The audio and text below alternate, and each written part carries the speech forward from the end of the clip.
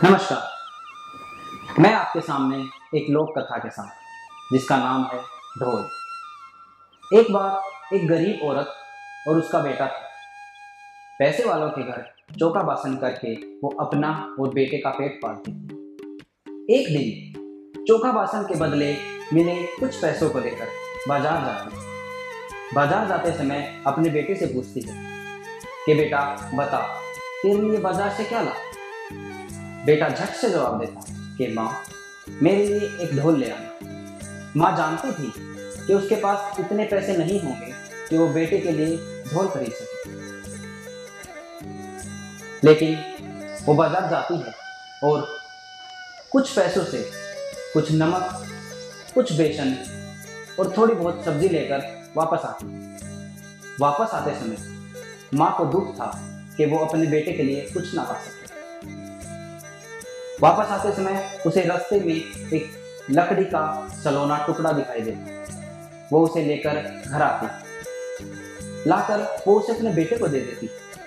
बेटे को कुछ समझ नहीं आता कि उसका वो क्या करे, लेकिन जब वो खेलने जाता है तो उस लकड़ी के टुकड़े को अपने साथ ले जाता है। जब वो जा रहा होता है तो वो देखता है रास्ते में एक बूढ़ी औरत जिसकी आंखों में आंसू, चारों तरफ धुआं और परेशान बैठी। वो उससे पूछता है कि हे माते, आप क्यों परेशान, आप क्यों रो रही। बूढ़ी औरत जवाब देती कि बेटा, लकड़ियां गीली होने के कारण चूल्हे में आग नहीं जली, और अगर आग नहीं जलेगी तो मैं रोटी कैसे बनाऊं। लड़का कहता है कि माता, आप परेशान ना हो, मेरे पास एक लकड़ी का टुकड़ा, आप चाहें तो उसका इस्तेमाल कर सकते हैं। बूढ़ी औरत खुश होती और लकड़ी के टुकड़े से आग जलाती और रोटी बनाती। एक रोटी वो लड़के को भी दे देती। लड़का खुश होता है। रोटी लेकर लड़का आगे बढ़ता है। आगे चल के वो देखता है एक कुम्हारिन का छोटा सा बच्चा जमीन पर लेटा रो रहा है। वो उसके रोने का कारण पूछता है। कुम्हारिन बोलती है कि घर में खाने को कुछ नहीं, वो भूख के मारे होगा। लड़का बिना कुछ सोचे, बिना कुछ समझे अपनी रोटी बच्चे को दे देता है। कुम्हारिन इस बात से बहुत खुश होती और उपहार में उसे एक मटका दे देती। लड़का मटका लेकर आगे बढ़ता। आगे चल के वो देखता एक धोबी और एक धोबिन झगड़ रहे थे। धोबी धोबिन को मार रहा।